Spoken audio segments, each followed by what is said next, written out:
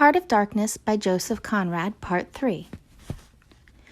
I looked at him, lost in astonishment. There he was before me, in motley, as though he had absconded from a troupe of mimes, enthusiastic, fabulous. His very existence was improbable, inexplicable, and altogether bewildering. He was an insoluble problem.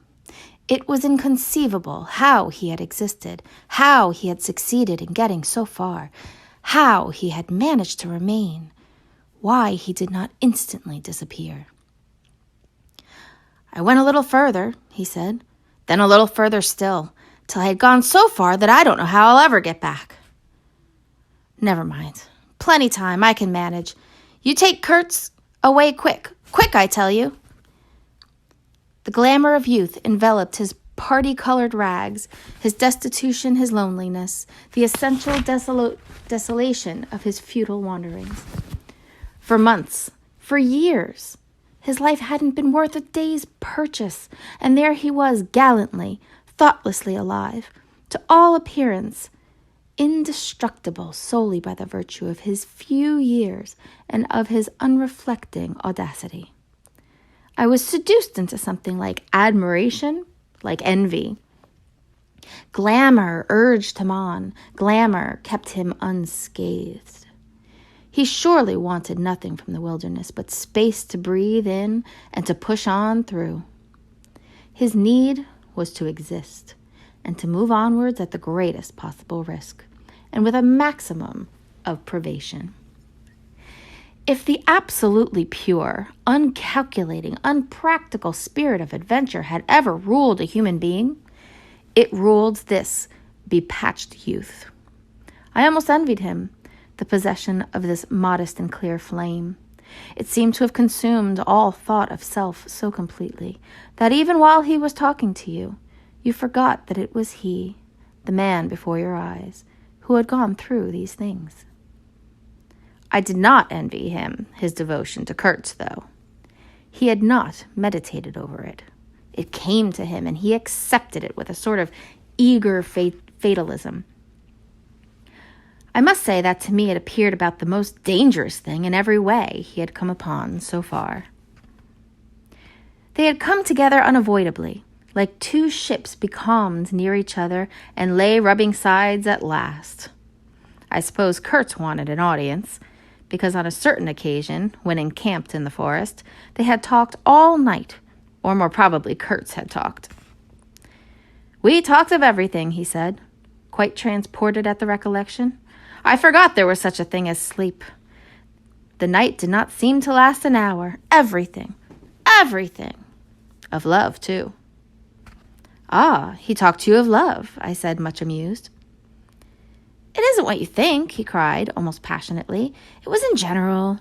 He made me see things. Things. He threw his arms up. We were on deck at the time, and the head man of my woodcutters, lounging nearby, turned upon him his heavy and glittering eyes. I looked around, and I don't know why, but I assure you that never before did this land, this river, this jungle, the very arch of this blazing sky appear to me so hopeless and so dark, so impenetrable to human thought, so pitiless to human weakness. And ever since you've been with him, of course, I said. On the contrary, it appears their intercourse had been very much broken by various causes. He had, as he had informed me profoundly, managed to nurse Kurtz through 2 illnesses. He alluded to it as you would to some risky feat.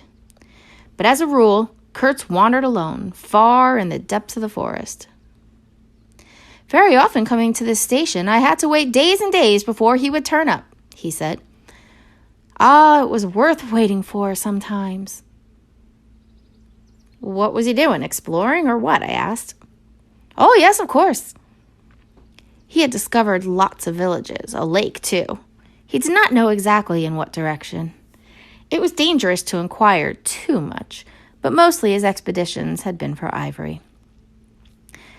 But he had no goods to trade with by that time, I objected. There's a good lot of cartridges left even yet, he answered, looking away. To speak plainly, he raided the country, I said. He nodded. Not alone, surely. He muttered something about the villages round the lake. Kurt's got the tribe to follow him, did he? I suggested. He fidgeted a little. They adored him, he said. The tone of these words was so extraordinary that I looked at him searchingly. It was curious to see his mingled eagerness and reluctance to speak of Kurt's. The man filled his life, occupied his thoughts, swayed his emotions. What can you expect? He burst out. He came to them with thunder and lightning, and they had never seen anything like it. And very terrible. He could be very terrible. You can't judge Mr. Kurtz as you would an ordinary man. No, no, no. Now, just to give you an idea, I don't mind telling you, he wanted to shoot me too one day. But I don't judge him. Shoot you, I cried. What for? Well, I had a small lot of ivory the chief of that village near my house gave me. You see, I used to shoot game for them.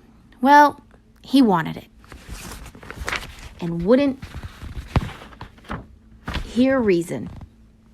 He declared he would shoot me unless I gave him the ivory, and then cleared out of the country because he could do so and had a fancy for it, and there was nothing on earth to prevent him killing whom he jolly well pleased. And it was true, too. I gave him the ivory. What did I care? But I didn't clear out. No, no. I couldn't leave him. I had to be careful, of course, till we got friendly again for a time. He had a second illness then. Afterwards, I had to keep out of the way, but I didn't mind.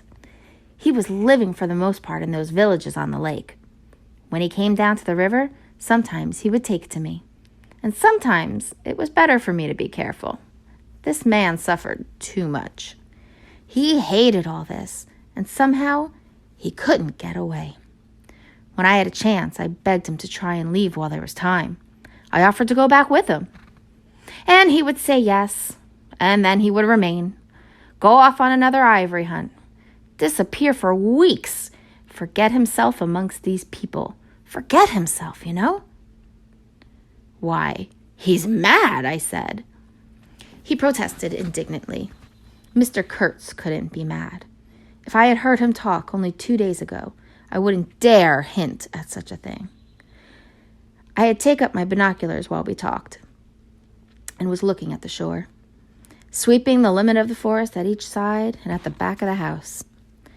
The consciousness of there being people in that bush, so silent, so quiet, as silent and quiet as the ruined house on the hill, made me uneasy. There was no sign on that face of nature of this amazing tale that was not so much told as suggested to me in desolate exclamations, completed by shrugs, in interrupted phrases, in hints, ending in deep sighs. The woods were unmoved, like a mask, heavy, like the closed door of a prison. They looked with their air of hidden knowledge, of patient expectation, of unapproachable silence. The Russian was explaining to me that it was only lately that Mr. Kurtz had come down to the river, bringing along with him all the fighting men of that lake tribe.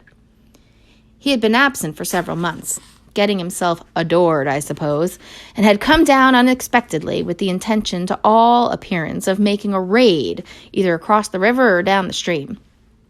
Evidently, the appetite for more ivory had gotten the better of the, less material aspirations. However, he had got much worse suddenly. I heard he was lying helpless, and so I came up, took my chance, said the Russian. Oh, he is bad, very bad. I directed my glass to the house. There were no signs of life. But there was the ruined roof, the long mud wall peeping above the grass, with 3 little square window holes, no 2 of the same size. All this brought within reach of my hand, as it were. And then I made a brusque movement, and one of the remaining posts of that vanished fence leaped up in the field of my glass. You Remember I told you I'd been struck at the distance by certain attempts at ornamentation? Rather remarkable in the ruinous aspect of the place.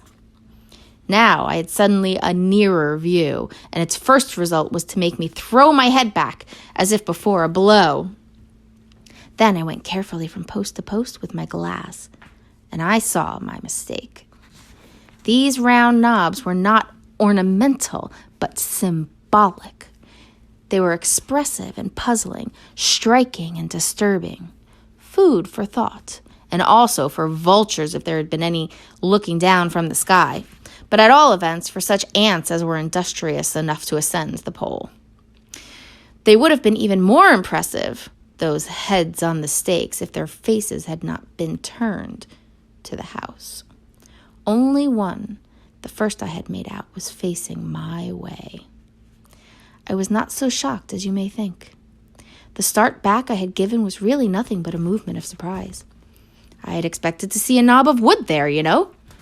I returned deliberately to the first I had seen, and there it was, black, dried, sunken, with closed eyelids.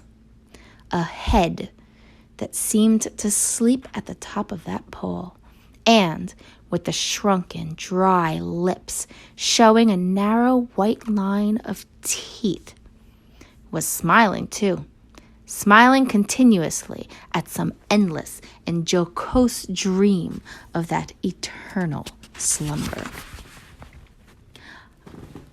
I'm not disclosing any trade secrets. In fact, the manager said afterwards that Mr. Kurtz's methods had ruined the district. I have no opinion on that point, but I want you clearly to understand that there was nothing exactly profitable in these heads being there. They only showed that Mr. Kurtz lacked restraint in the gratification of his various lusts, that there was something wanting in him, some small matter which, when the pressing need arose, could not be found under his magnificent eloquence. Whether he knew of this deficiency himself, I can't say. I think the knowledge came to him at last, only at the very last. But the wilderness had found him out early and had taken on him a terrible vengeance for the fantastic invasion. I think it had whispered to him things about himself which he did not know, things of which he had no conception till he took counsel with this great solitude, and the whisper had proved irresistibly fascinating. It echoed loudly within him, because he was hollow at the core. I put down the glass, and the head that appeared near enough to be spoken to seemed at once to have leaped away from me into inaccessible distance. The admirer of Mr. Kurtz was a bit crestfallen. In a hurried, distant voice, he began to assure me he had not dared to take these, say, symbols down. He was not afraid of the natives. They would not stir till Mr. Kurtz gave the word. His ascendancy was extraordinary. The camps of these people surrounded the place, and the chiefs came every day to see him. They would crawl. "I don't want to know anything of the ceremonies used when approaching Mr. Kurtz," I shouted, curious, this feeling that had come over me that such details would be more intolerable than those heads drying on the stakes under Mr. Kurtz's windows. After all, that was only a savage sight, while I seemed at one bound to have been transported into some lightless region of subtle horrors, where pure, uncomplicated savagery was a positive relief, being something that had a right to exist, obviously in the sunshine. The young man looked at me with surprise. I suppose it did not occur to him that Mr. Kurtz was no idol of mine. He forgot I hadn't heard of any of these splendid monologues on, what was it? On love, justice, conduct of life, or whatnot. If it had come to crawling before Mr. Kurtz, he crawled as much as the veriest savage of them all. I had no idea of the conditions, he said. These heads were the heads of rebels. I shocked him excessively by laughing. Rebels! What would be the next definition I was to hear? There had been enemies, criminals, workers, and these were rebels. Those rebellious heads look very subdued to me on their sticks. You don't know how such a life tries a man like Kurtz, cried Kurtz's last disciple. Well, and you, said I. I am a simple man. I have no great thoughts. I want nothing from anybody. How can you compare me to... His feelings were too much for speech, and suddenly he broke down. I don't understand, he groaned. I've been doing my best to keep him alive, and that's enough. I had no hands in all this. I have no abilities. There hasn't been a drop of medicine or a mouthful of invalid food for months here. He was shamefully abandoned. A man like this with such ideas. Shamefully. I haven't slept for the last 10 nights. His voice lost itself in the calm of the evening. The long shadows of the forest had slipped downhill while we talked, had gone far beyond the ruined hovel, beyond the symbolic row of stakes. All this was in the gloom, while we down there were yet in the sunshine, and the stretch of the river abreast of the clearing glittered in a still and dazzling splendor, with a murky and overshadowed bend above and below. Not a living soul was seen on the shore. The bushes did not rustle. Suddenly, round the corner of the house, a group of men appeared, as though they had come up from the ground. They waded waist-deep in the grass, in a compact body, bearing an improvised stretcher in their midst. Instantly, in the emptiness of the landscape, a cry arose, whose shrillness pierced the still air like a sharp arrow flying straight to the very heart of the land. And, as if by enchantment, streams of human beings, of naked human beings, with spears in their hands, with bows, with shields, with wild glances and savage movements, were poured into the clearing by the dark-faced and pensive forest. The bushes shook, the grass swayed for a time, and then everything stood still in attentive immobility. Now, if he does not say the right thing to them, we are all done for, said the Russian at my elbow. The knot of men with the stretcher had stopped too, halfway to the steamer, as if petrified. I saw the man on the stretcher sit up, lank and with an uplifted arm above the shoulders of the bearers. Let us hope that the man who can talk so well of love in general will find some particular reason to spare us this time, I said. I resented bitterly the absurd danger of our situation, as if to be at the mercy of that atrocious phantom had been a dishonoring necessity. I could not hear a sound, but through my glasses I saw the thin arm extended commandingly, the lower jaw moving, the eyes of that apparition shining darkly far in its bony head that nodded with grotesque jerks. Kurtz. That means short in German, don't it? Well, the name was as true as everything else in life and death. He looked at least 7 feet long. His covering had fallen off, and his body emerged from it pitiful and appalling as from a winding sheet. I could see the cage of his ribs all astir, the bones of his arms waving. It was as though an animated image of death carved out of old ivory had been shaking its hand with menaces at a motionless crowd of men made of dark and glittering bronze. I saw him open his mouth wide. It gave him a weirdly voracious aspect, as though he had wanted to swallow the air, all the earth, all the men before him. A deep voice reached me faintly. He must have been shouting. He fell back suddenly. The stretcher shook as the bearers staggered forward again, and almost at the same time I noticed that the crowd of savages was vanishing without any perceptible movement of retreat, as if the forest that had ejected these beings so suddenly had drawn them in again, as the breath is drawn in a long aspiration. Some of the pilgrims behind the stretcher carried his arms. 2 shotguns, a heavy rifle, and a light revolver carbine, the thunderbolts of that pitiful Jupiter. The manager bent over him, murmuring as he walked beside his head. They laid him down in one of the little cabins, just a room for a bed place and a camp stool or 2, you know. We had brought his belated correspondence, and a lot of torn envelopes and open letters littered his bed. His hand roamed feebly amongst these papers. I was struck by the fire of his eyes and the composed languor of his expression. It was not so much the exhaustion of disease. He did not seem in pain. This shadow looked satiated and calm, as though for the moment it had had its fill of all the emotions.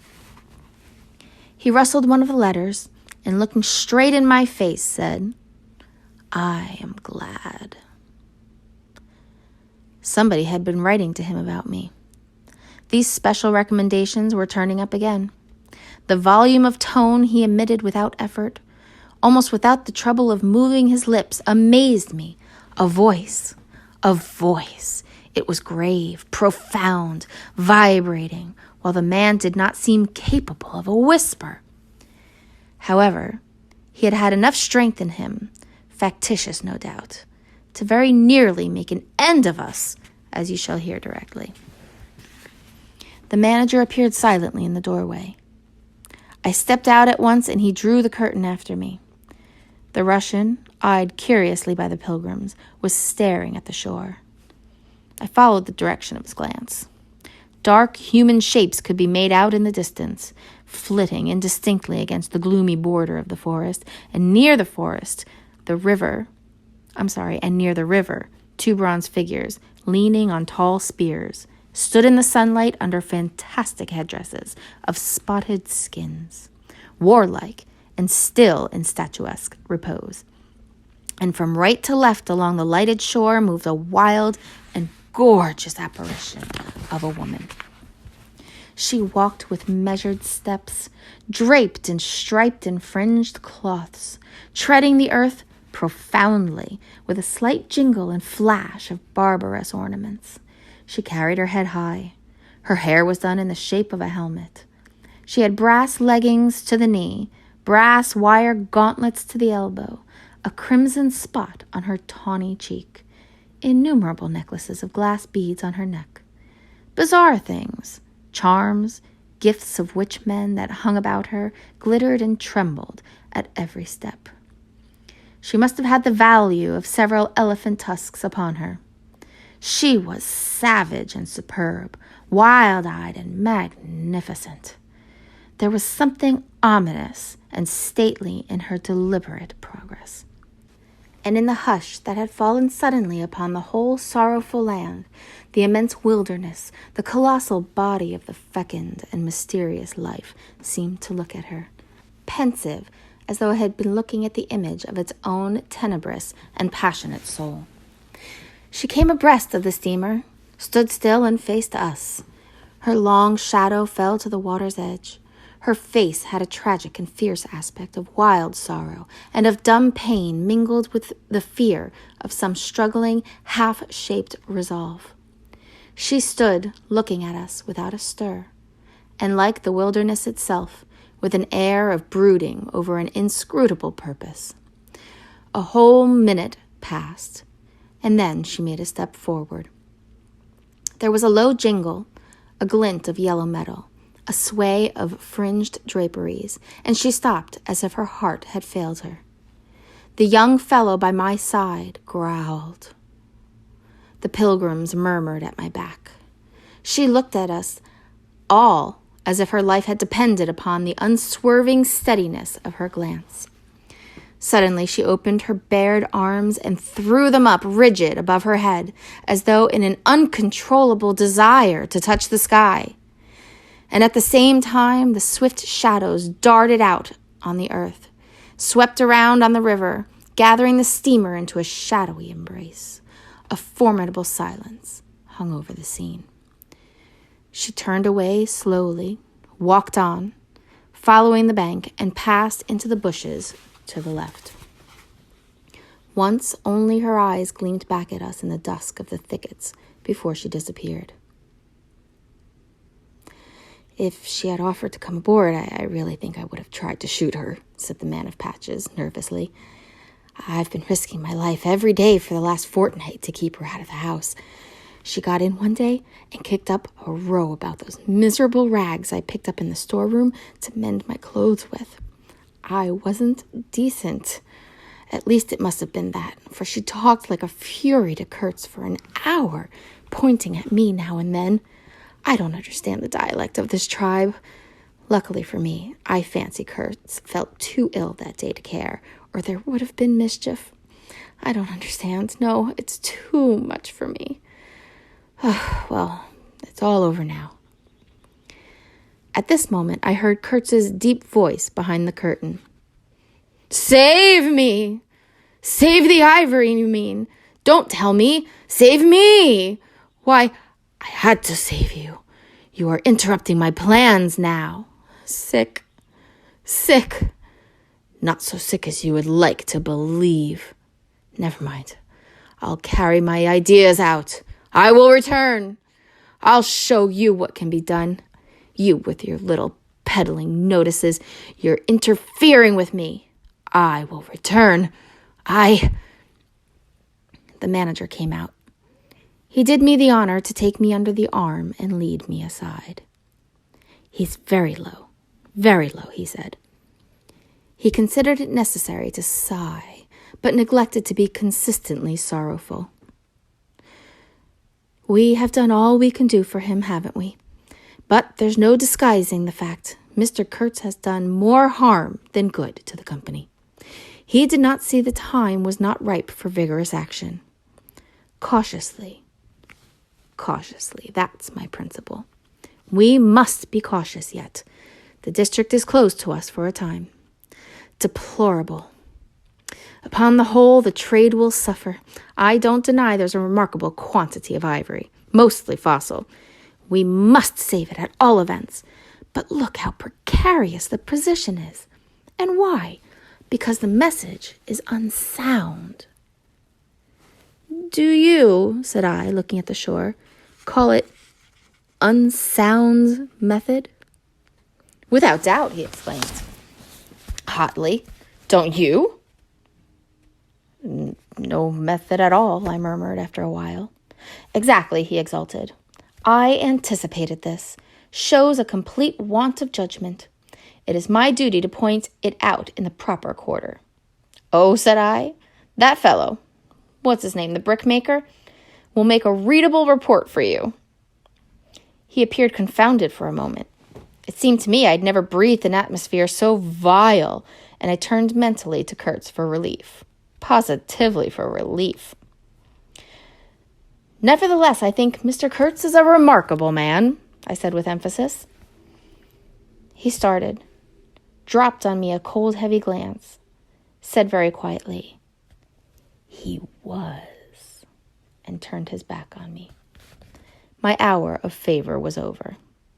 I found myself lumped along with Kurtz as a partisan of methods for which the time was not ripe. I was unsound. But this was something to have at least a choice of nightmares. I had turned to the wilderness, really, not to Mr. Kurtz, who, I was ready to admit, was as good as buried. And for a moment it seemed to me as if I also were buried in a vast grave full of unspeakable secrets. I felt an intolerable weight oppressing my breast, the smell of the damp earth, the unseen presence of victorious corruption, the darkness of an impenetrable night. The Russian tapped me on the shoulder. I heard him mumbling and stammering something about brother seaman couldn't conceal knowledge of matters that would affect Mr. Kurtz's reputation. I waited. For him, evidently, Mr. Kurtz was not in his grave. I suspect that for him, Mr. Kurtz was one of the immortals. Well, said I at last, speak out. As it happens, I am Mr. Kurtz's friend, in a way. He stated with a good deal of formality that we had not been of the same profession. He would have kept the matter to himself without regard to consequences. He suspected there was an active ill will towards him on the part of these white men. You are right, I said, remembering a certain conversation I had overheard. The manager thinks you ought to be hanged. He showed a concern at this intelligence, which amused me at first. I had better get out of the way quietly, he said earnestly. I can do no more for Kurtz now, and they would soon find some excuse. What's to stop them?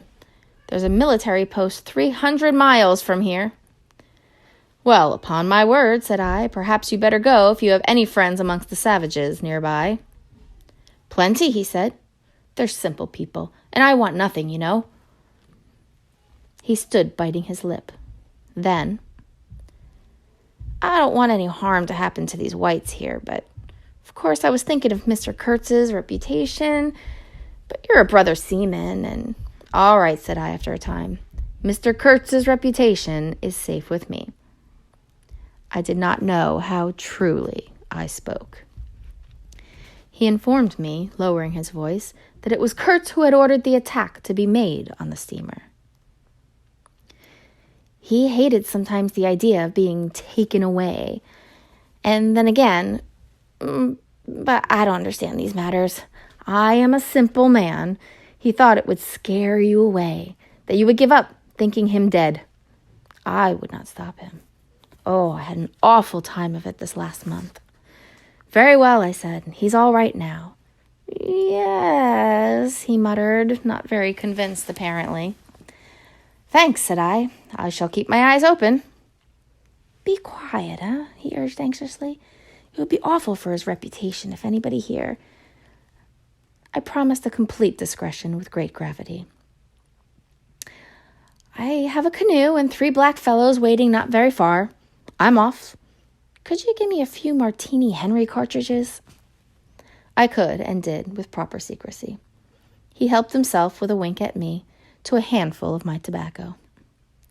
Between sailors, you know, good English tobacco. At the door of the pilot's house, he turned around. I say, haven't you a pair of shoes you could spare? He raised one leg. Look. The soles were tied with knotted strings sandal-wise under his bare feet. I rooted out an old pair at which he looked with admiration before tucking it under his left arm. One of his pockets, bright red, was bulging with cartridges. From the other, dark blue, peeped Townsend's inquiry, etc., etc. He seemed to think himself excellently well equipped for a renewed encounter with the wilderness. I'll never meet such a man again. You ought to have heard him recite poetry. His own, too. It was, he told me, poetry. He rolled his eyes at the recollection of these delights. Oh, he enlarged my mind. Goodbye, said I. He shook hands and vanished in the night. Sometimes I asked myself whether I had ever really seen him, whether it was possible to meet such a phenomenon. When I woke up shortly after midnight, his warning came to my mind with its hints of danger that seemed, in the starred darkness, real enough to make me get up for the purpose of having a look around. On the hill, a big fire burned, illuminating fitfully a crooked corner of the station house. One of the agents, with a picket of a few of our backs, armed for the purpose, was keeping guard over the ivory. But deep within the forest, red gleams that wavered, that seemed to sink and rise from the ground amongst confused columnar shapes of intense blackness, showed the exact position of the camp, where Mr. Kurtz's adorers were keeping their uneasy vigil. The monotonous beating of a big drum filled the air with muffled shocks and a lingering vibration. A steady droning sound of many men chanting, each to himself, Some weird incantation came out from the black, flat wall of the woods, as the humming of bees comes out of a hive, and had a strange narcotic effect upon my half-awake senses. I believe I dozed off leaning over the rail, till an abrupt burst of yells, an overwhelming outbreak of a pent-up and mysterious frenzy, woke me up in a bewildered wonder. It was cut short all at once, and the low droning went on with an effect of audible and soothing silence. I glanced casually into the little cabin. A light was burning within, but Mr. Kurtz was not there. I think I would have raised an outcry if I had believed my eyes, but I didn't believe them at first. The thing seemed so impossible. The fact is, I was completely unnerved by a sheer blank fright, pure abstract terror, unconnected with any distinct shape of physical danger. What made this emotion so overpowering was, how shall I define it? The moral shock I received as if something altogether monstrous, intolerable to thought, and odious to the soul had been thrust upon me unexpectedly. This lasted, of course, the merest fraction of a second, and then the usual sense of commonplace, deadly danger, the possibility of a sudden onslaught and massacre or something of the kind, which I saw impending, was positively welcome and composing. It pacified me, in fact, so much that I did not raise an alarm. There was an agent buttoned up inside an ulster and sleeping on a chair on deck within 3 feet of me. The yells had not awakened him. He snored very slightly. I left him to his slumbers and leaped ashore. I did not betray Mr. Kurtz. It was ordered I should never betray him. It was written I should be loyal to the nightmare of my choice. I was anxious to deal with this shadow by myself alone, and to this day I don't know why I was so jealous of sharing with anyone the peculiar blackness of that experience. As soon as I got on the bank, I saw a trail, a broad trail through the grass. I remember the exultation with which I said to myself, "He can't walk. He's crawling on all fours. I've got him." The grass was wet with dew. I strode rapidly with clenched fists. I fancy I had some vague notion of falling upon him and giving him a drubbing. I don't know. I had some imbecile thoughts. The knitting old woman with the cat obtruded herself upon my memory as a most improper person to be sitting at the other end of such an affair. I saw a row of pilgrims squirting lead in the air out of Winchesters, held to the hip. I thought I would never get back to the steamer, and imagined myself living alone and unarmed in the woods to an advanced age. Such silly things, you know. And I remember I confounded the beat of the drum with the beating of my heart, and was pleased at its calm regularity. I kept to the track, though, then stopped to listen. The night was very clear, a dark blue space, sparkling with dew and starlight, in which black things stood very still. I thought I could see a kind of motion ahead of me. I was strangely cocksure of everything that night.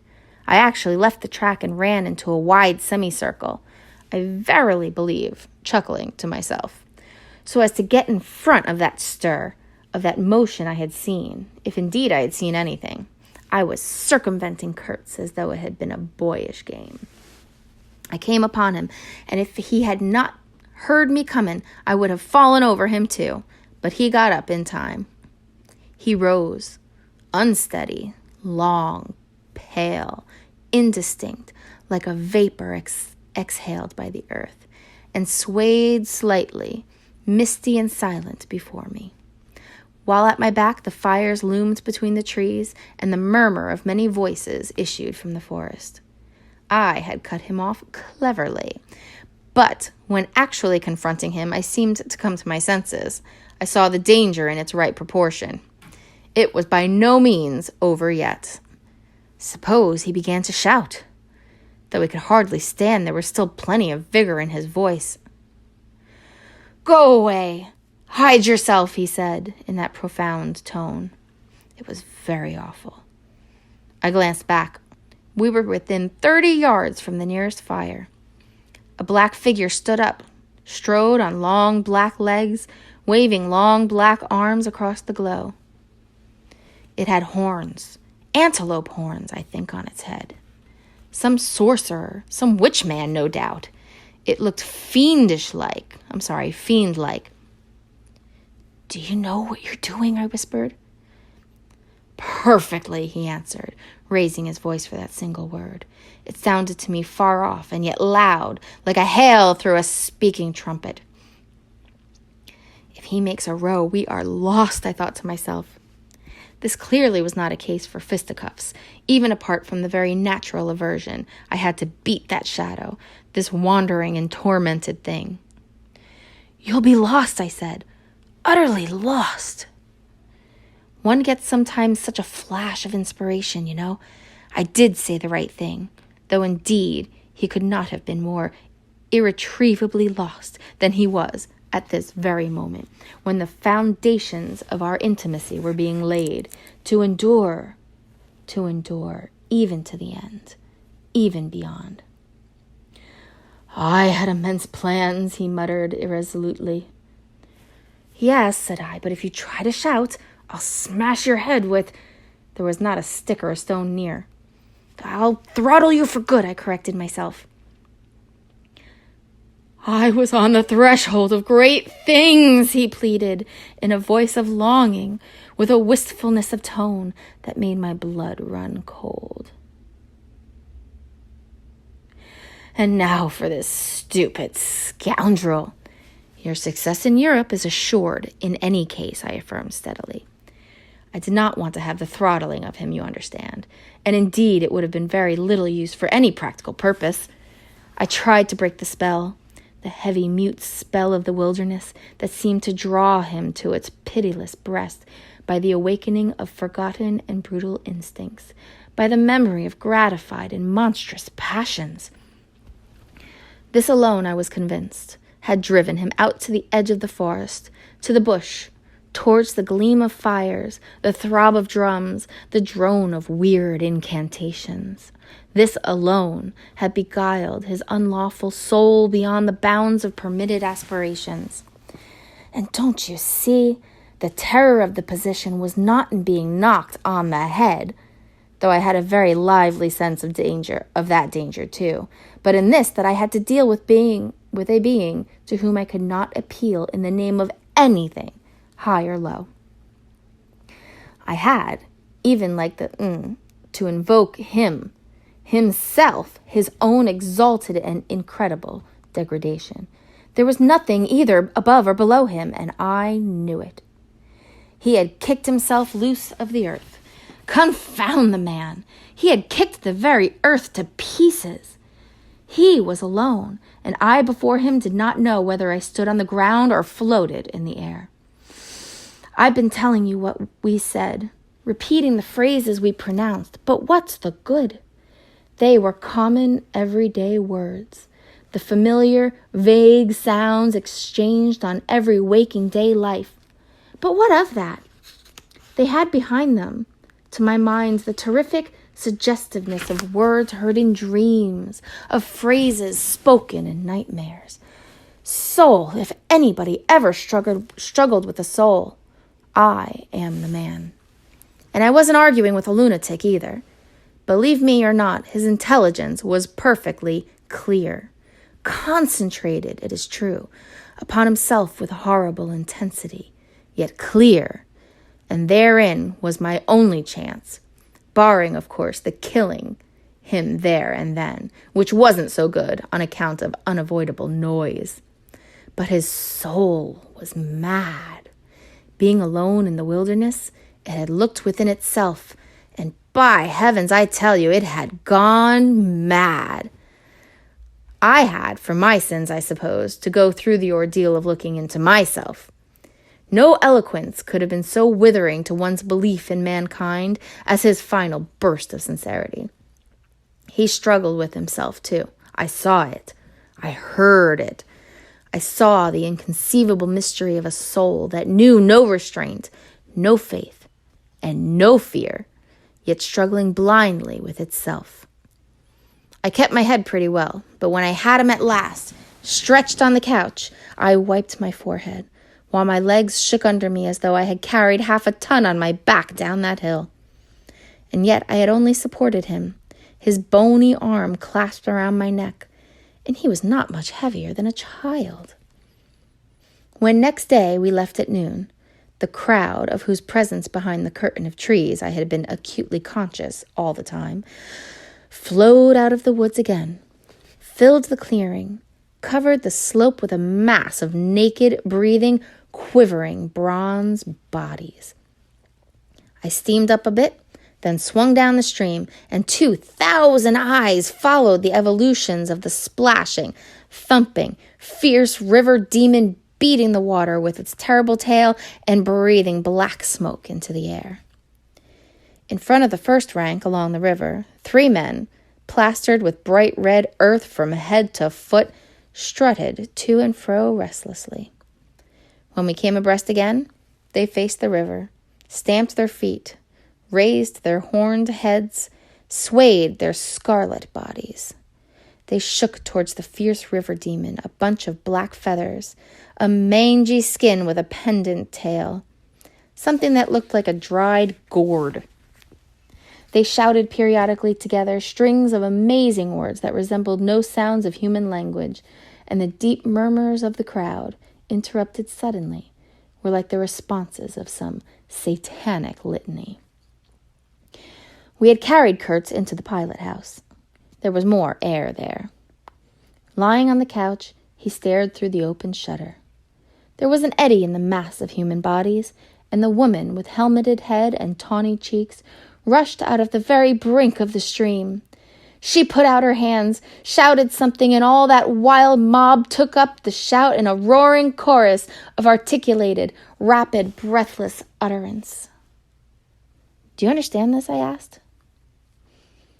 He kept on looking out past me with fiery, longing eyes, with a mingled expression of wistfulness and hate. He made no answer, but I saw a smile of indefinable meaning appear on his colorless lips that a moment after twitched convulsively. "Do I not?" he said slowly, gasping as if the words had been torn out of him by a supernatural power. I pulled the string of the whistle, and I did this because I saw the pilgrims on deck getting out their rifles with an air of anticipating a jolly lark. At the sudden screech, there was a movement of abject terror through the wedged mass of bodies. Don't you frighten them away," cried someone on the deck disconsolately. I pulled the string time after time. They broke and ran. They leaped. They crouched. They swerved. They dodged, the flying terror of the sound. The 3 red chaps had fallen flat, face down on the shore, as though they had been shot dead. Only the barbarous and superb woman did not so much as flinch, and stretched tragically her bare arms after us over the somber and glittering river. And then that imbecile crowd down on the deck started their little fun, and I could see nothing more for smoke.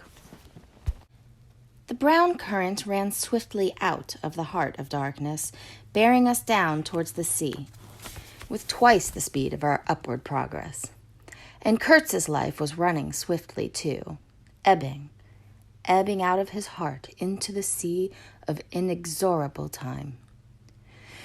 The manager was very placid. He had no vital anxieties now. He took us both in with a comprehensive and satisfied glance. The affair had come off as well as could be wished.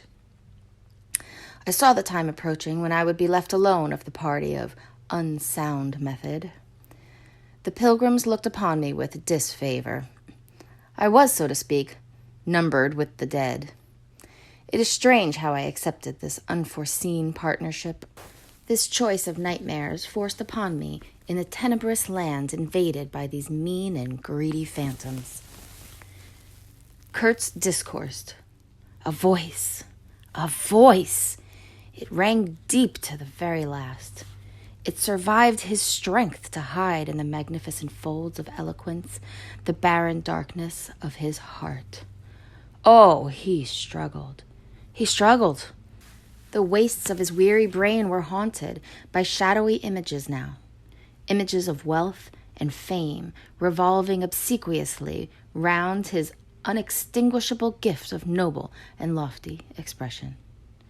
My intended, my station, my career, my ideas, these were the subjects for the occasional utterances of elevated sentiments.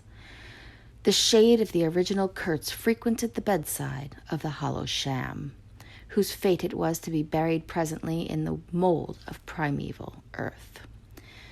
But both the diabolical love and the unearthly hate of the mysteries it had penetrated fought for the possession of that soul satiated with primitive emotions, avid of lying fame, of sham distinction, of all the appearances of success and power. Sometimes he was contemptibly childish. He desired to have kings meet him at railway stations on his return from some ghastly nowhere, where he intended to accomplish great things. You show them you have in you something that is really profitable, and then there will be no limits to the recognition of your ability, he would say. Of course, you must take care of the motives. Right motives, always.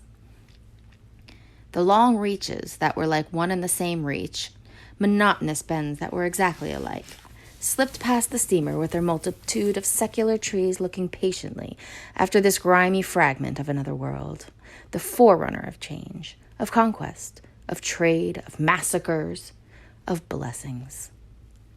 I looked ahead, piloting.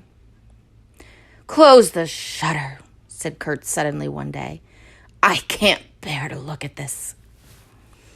I did so. There was a silence. "Oh, but I will wring your heart yet," he cried at the invisible wilderness. We broke down, as I had expected, and had to lie up for repairs at the head of an island. This delay was the first thing that shook Kurtz's confidence. One morning he gave me a packet of papers and a photograph, the lot tied together with a shoestring. "Keep this for me," he said. "This noxious fool," meaning the manager, "is capable of prying into my boxes when I am not looking." In the afternoon I saw him. He was lying on his back with closed eyes, and I withdrew quietly, but I heard him mutter, "Live rightly. Die. Die." I listened. There was nothing more. Was he rehearsing some speech in his sleep, or was it a fragment of a phrase from some newspaper article? He had been writing for the papers and meant to do so again. "For the furthering of my ideas, it's a duty." His was an impenetrable darkness. I looked at him as you peer down at a man who is lying at the bottom of a precipice where the sun never shines.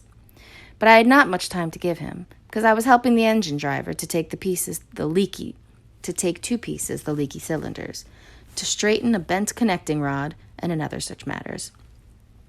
I lived in an infernal mess of rust, filings, nuts, bolts, spanners, hammers, ratchet drills, things I abominate, because I don't get on with them. I tended the little forge we fortunately had aboard. I toiled wearily in a wretched scrap heap, unless I had the shakes too bad to stand. One evening, coming in with a candle, I started to hear him say a little tremulously, "I am lying here in the dark, waiting for death."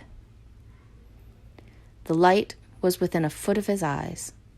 I forced myself to murmur, "Oh, nonsense," and stood over him as if transfixed. Anything approaching the change that came over his features I have never seen before, and hope never to see again. Oh, I wasn't touched. I was fascinated. It was as though a veil had been rent.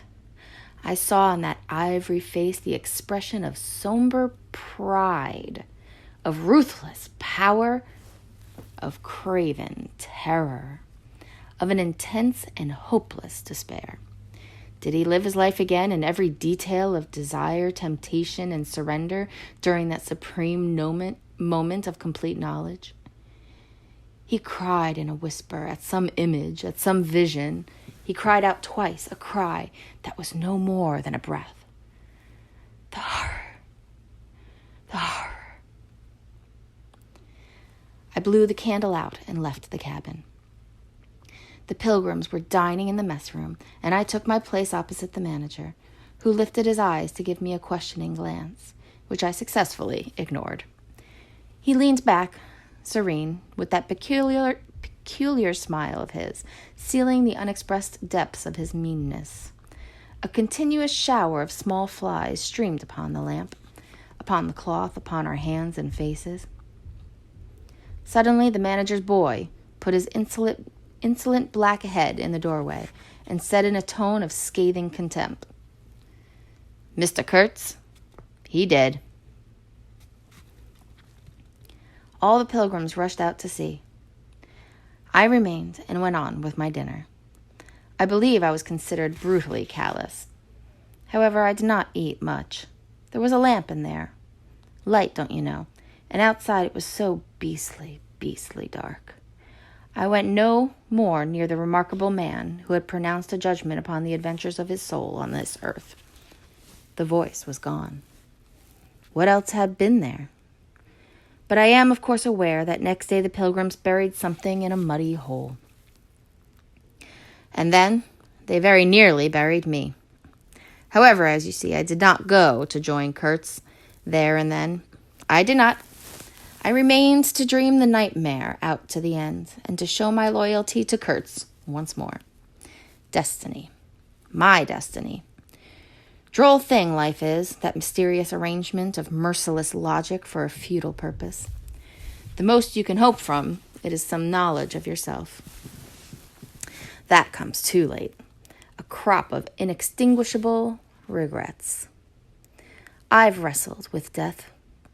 It's the most unexciting contest you can imagine. It takes place in an impalpable grayness, with nothing underfoot, with nothing around, without spectators, without clamor, without glory, without the great desire of victory, without the great fear of defeat, in a sickly atmosphere of tepid skepticism, without much belief in your own right, and still less in that of your adversary. If such is the form of ultimate wisdom, then life is a greater riddle than some of us think it to be. I was within a hair's breadth of the last opportunity of pronouncement, and I found with humiliation that probably I would have nothing to say. This is the reason why I affirm that Kurtz was a remarkable man. He had something to say. He said it. Since I had peeped over the edge myself, I understand better the meaning of his stare, that could not see the flame of the candle, but was wide enough to embrace the whole universe, piercing enough to penetrate all the hearts that beat in the darkness. He had summed up. He had judged. The horror. He was a remarkable man. After all, this was the expression of some sort of belief. It had candor. It had conviction. It had a vibrating note of revolt in its whisper. It had the appalling face of a glimpsed truth, the strange commingling of desire and hate. And it's not my own extremity I remember best. A vision of grayness without form filled with physical pain, and a careless contempt for the evanescence of all things, even of this pain itself. No, it is extremity that I seem to have lived through. True, he had made that last stride. He had stepped over the edge, while I had been permitted to draw back my hesitating foot.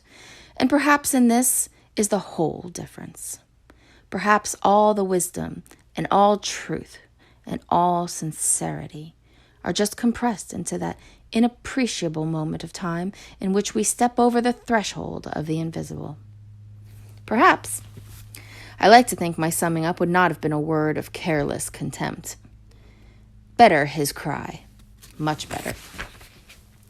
It was an affirmation, a moral victory paid for by innumerable defeats, by abominable terrors, by abominable satisfactions, but it was a victory. That is why I have remained loyal to Kurtz to the last, and even beyond, when, a long time after, I heard once more, not his own voice, but the echo of his magnificent eloquence, thrown to me from a soul as translucently pure as a cliff of crystal. Nope, they did not bury me, though there is a period of time which I remember mistily, with a shuddering wonder, like a passage through some inconceivable world that had no hope in it and no desire. I found myself back in the sepulchral city, resenting the sight of people hurrying through the streets to filch a little money from each other, to devour their infamous cookery, to gulp their unwholesome beer, to dream their insignificant and silly dreams. They trespassed upon my thoughts. They were intruders whose knowledge of life was to me an irritating pretense, because I felt so sure they could not possibly know the things I knew. Their bearing, which was simply the bearing of commonplace individuals, going about their business in the assurance of perfect safety, was offensive to me, like the outrageous flauntings of folly in the face of a danger it is unable to comprehend. I had no particular desire to enlighten them, but I had some difficulty in restraining myself from laughing in their faces so full of stupid importance. I dare say I was not very well at that time. I tottered about the streets. There were various affairs to settle, grinning bitterly at perfectly respectable persons. I admit my behavior was inexcusable, but then my temperature was seldom normal in these days. My dear aunt's endeavors to nurse up my strength seemed altogether beside the mark. It was not my strength that wanted nursing. It was my imagination that wanted soothing.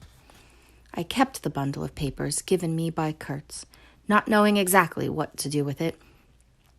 His mother had died lately, watched over, as I was told, by his intended. A clean-shaved man with an official manner and wearing gold-rimmed spectacles called on me one day and made inquiries at first circuitous, afterwards suavely pressing, about what he was pleased to denominate certain documents. I was not surprised, because I had 2 rows with the manager on the subject out there. I had refused to give up the smallest scrap out of that package, and I took the same attitude with the spectacled man. He became darkly menacing at last, and with much heat argued that the company had the right to every bit of information about its territories, and said Mr. Kurtz's knowledge of unexplored regions must have been necessarily extensive and peculiar, owing to his great abilities and to the deplorable circumstances in which he had been placed. Therefore, I assured him Mr. Kurtz's knowledge, however extensive, did not bear upon the problems of commerce or administration. He invoked then the name of science. It would be an incalculable loss if, etc., etc. I offered him the report on the suppression of savage customs, with the postscriptum torn off. He took it up eagerly, but ended up sniffing at it with an air of contempt. "This is not what we had a right to expect," he remarked. "Expect nothing else," I said. "There are only private letters." He withdrew upon some thread of legal proceedings, and I saw him no more.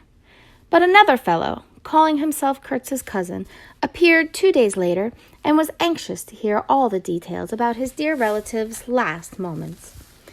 Incidentally, he gave me to understand that Kurtz had been essentially a great musician. "There was the making of an immense success," said the man, who was an organist, I believe, with lank gray hair flowing over a greasy coat collar. I had no reason to doubt this statement, and to this day I'm unable to say what was Kurtz's profession, whether he ever had any, which was the greatest of his talents.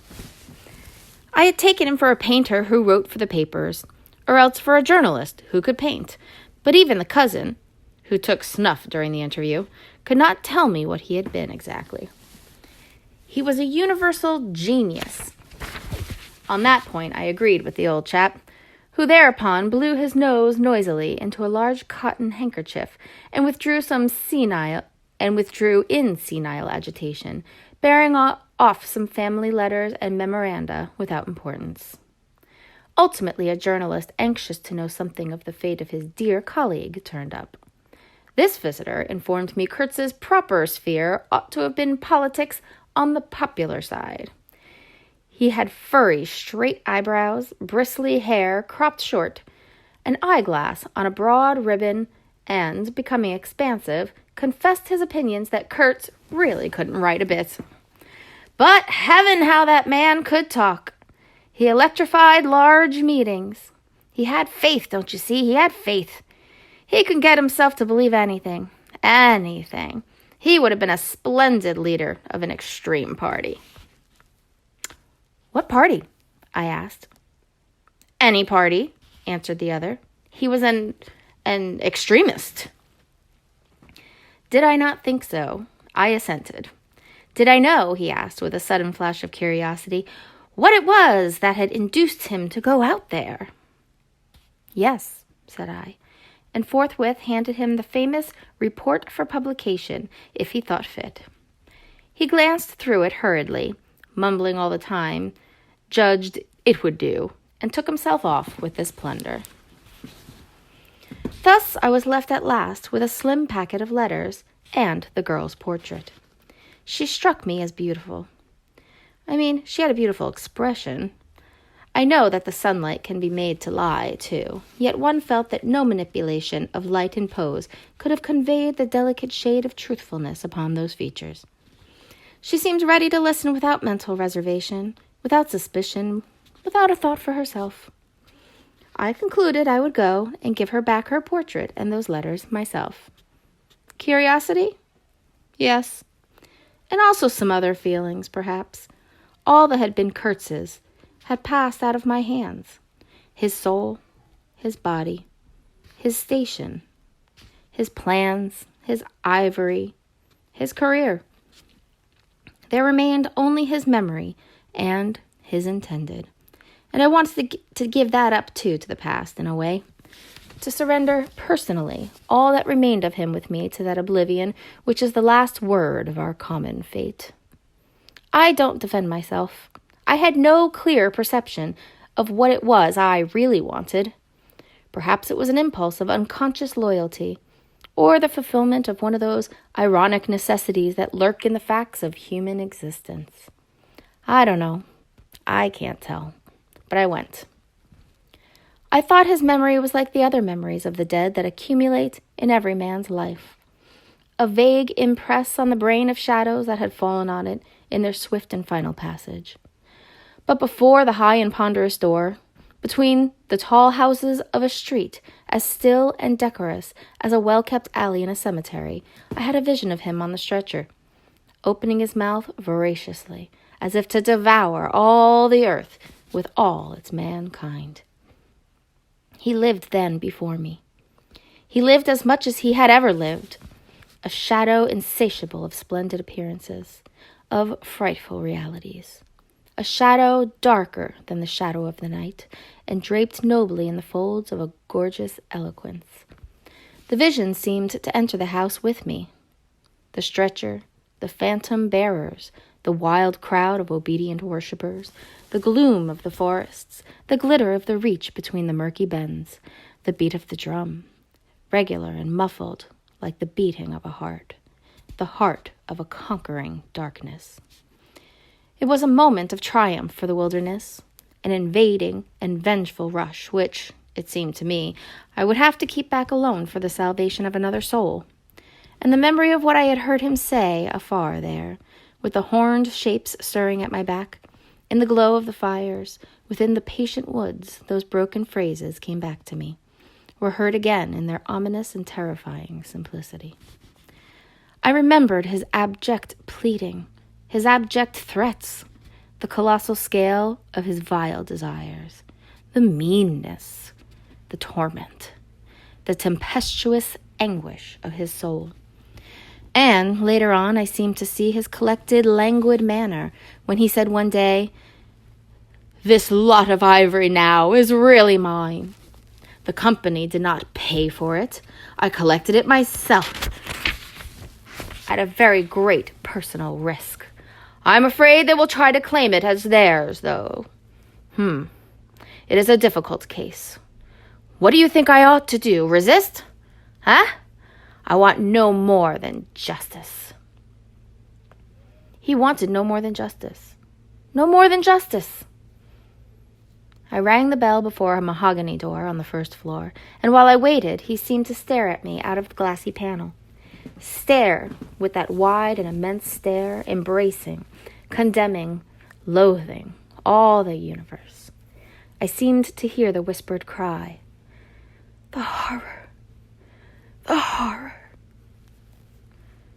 The dusk was falling. I had to wait in a lofty drawing room with 3 long windows from floor to ceiling that were like 3 luminous and bedraped columns. The bent gilt legs and backs of the furniture shone in indistinct curves. The tall marble fireplace had a cold and monumental whiteness. A grand piano stood massively in a corner, with dark gleams on the flat surfaces like a somber and polished sarcophagus. A high door opened, closed. I rose. She came forward, all in black with a pale head, floating towards me in the dusk. She was in mourning. It was more than a year since his death, more than a year since the news came. She seemed as though she would remember and mourn forever. She took both my hands in hers and murmured, "I had heard you were coming." I noticed she was not very young. I mean, not girlish. She had a very mature capacity for fidelity, for belief, for suffering. The room seemed to have grown darker, as if all the sad light of the cloudy evening had taken refuge on her forehead. This fair hair, this pale visage, this pure brow seemed surrounded by an ashy halo from which the dark eyes looked out at me. Their glance was guileless, profound, confident, trustful. She carried her sorrowful head as though she were proud of that sorrow, as though she would say, I alone knew how to mourn for him as he deserves." But while we were still shaking hands, such a look of awful desolation came upon her face that I perceived she was one of those creatures that are not the playthings of time. For her, he had died only yesterday. And by Jove, the impression was so powerful that for me too, he seemed to have died only yesterday. Nay, this very minute. I saw her and him in the same instant of time, his death and her sorrow. I saw her sorrow in the very moment of his death. Do you understand? I saw them together. I heard them together. She had said with a deep catch of the breath, "I have survived." While my strained ears seemed to hear distinctly, mingled with her tone of despairing regret, the summing up whisper of his eternal condemnation. I asked myself what I was doing there, with a sensation of panic in my heart, as though I had blundered into a place of cruel and absurd mysteries, not fit for a human being to behold. She motioned me to a chair. We sat down. I laid the packet gently on the little table, and she put her hand on it, over it. "You knew him well," she murmured, after a moment of mourning silence. "Intimacy grows quickly out there," I said. "I knew him as well as it is possible for one man to know another." "And you admired him," she said. "It was impossible to know him and not admire him, was it?" "He was a remarkable man," I said unsteadily. Then, before the appealing fixity of her gaze that seemed to watch for more words on my lips, I went on. "It was impossible not to love him," she finished eagerly, silencing me into an appalled dumbness. "How true, how true! But when you think that no one knew him so well as I had all his noble confidence. I knew him best." You knew him best, I repeated. And perhaps she did. But with every word spoken, the room was growing darker, and only her forehead, smooth and white, remained illumined by the unextinguishable light of belief and love. You were his friend, she went on. His friend, she repeated a little louder. You must have been if he had given you this and sent you to me. I feel I can speak to you. And oh, I must speak. I want you who have heard his last words, to know I have been worthy of him. It is not pride. Yes, I am proud to know I understood him better than anyone on earth. He told me so himself. And since his mother died, I've had no one to... I listened. The darkness deepened. I was not even sure whether he had given me the right bundle. I rather suspect he wanted me to take care of another batch of his papers, which, after his death, I saw the manager examining under the lamp. And the girl talked, easing her pain in the certitude of my sympathy. She talked as thirsty men drink. I had heard that her engagement with Kurtz had been disapproved by her people. He wasn't rich enough or something. And indeed, I don't know whether he had not been a pauper all his life. He had given me some reason to infer that it was his impatience of comparative poverty that drove him out there. Who was not his friend who had heard him speak once? She was saying. He drew men towards him by what was best in them. She looked at me with intensity. It is the gift of the great, she went on, and the sound of her low voice seemed to have had accompaniment of all the other sounds, full of mystery, desolation, and sorrow, I had ever heard. The ripple of the river, the soughing of the trees swayed by the wind, the murmurs of the crowds, the faint ring of incomprehensible words cried from afar, the whisper of a voice speaking from beyond the threshold of an eternal darkness. But you have heard him. You know, she cried.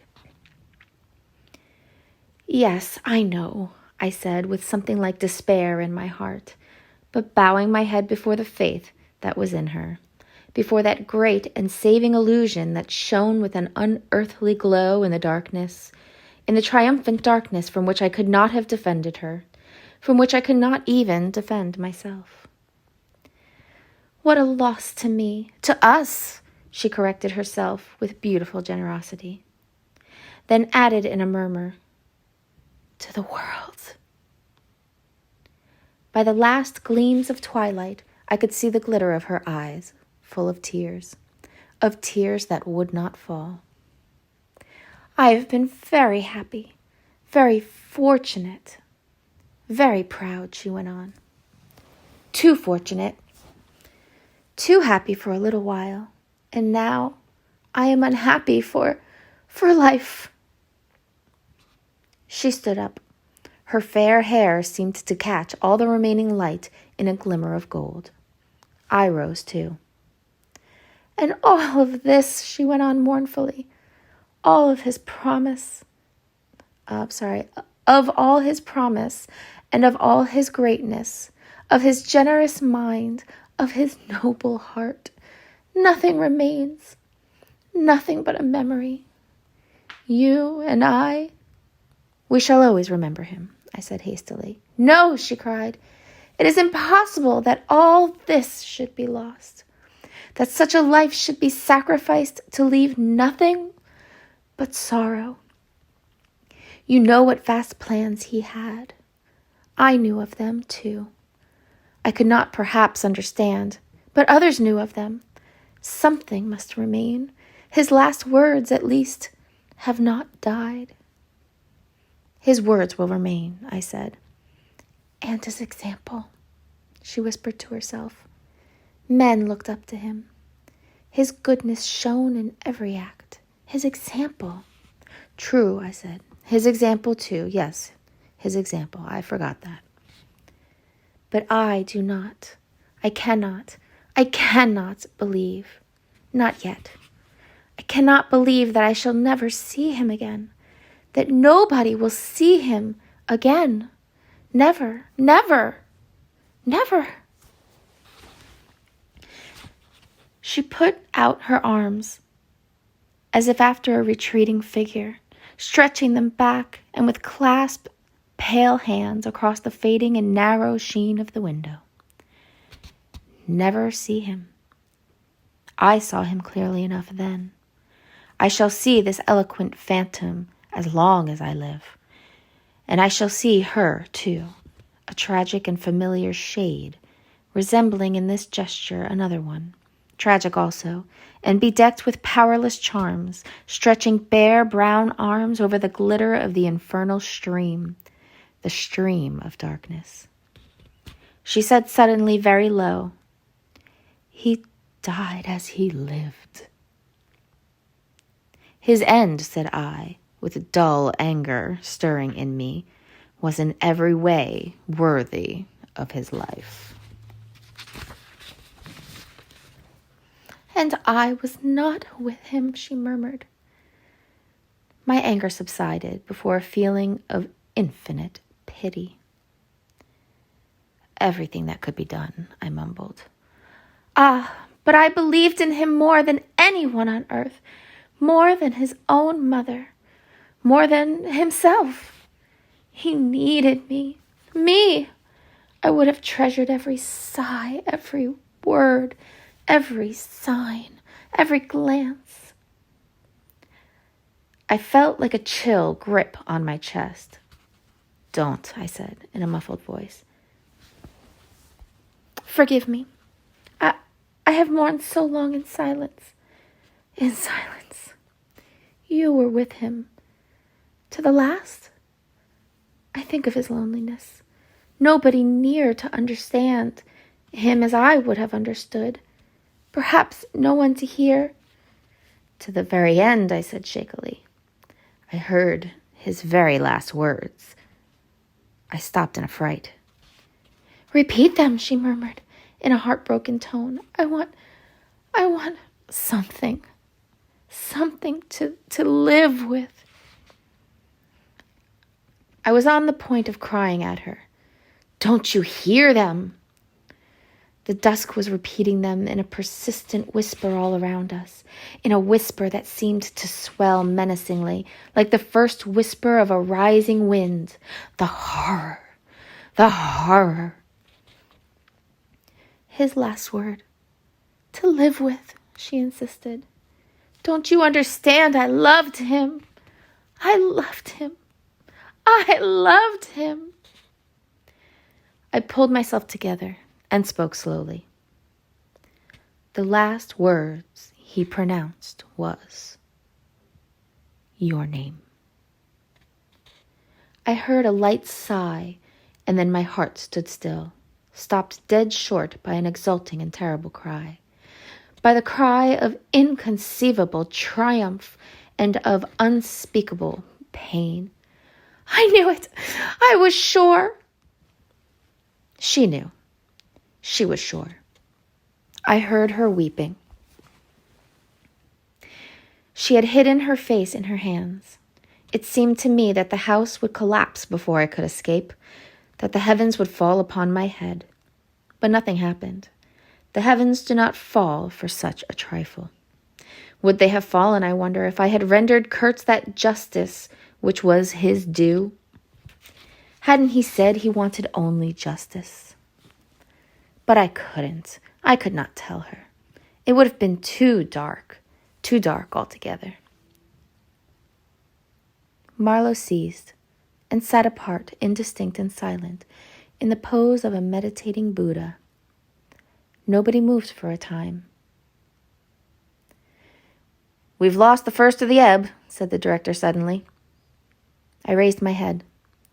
The offing was barred by a black bank of clouds, and the tranquil waterway leading to the uttermost ends of the earth flowed somber under an overcast sky.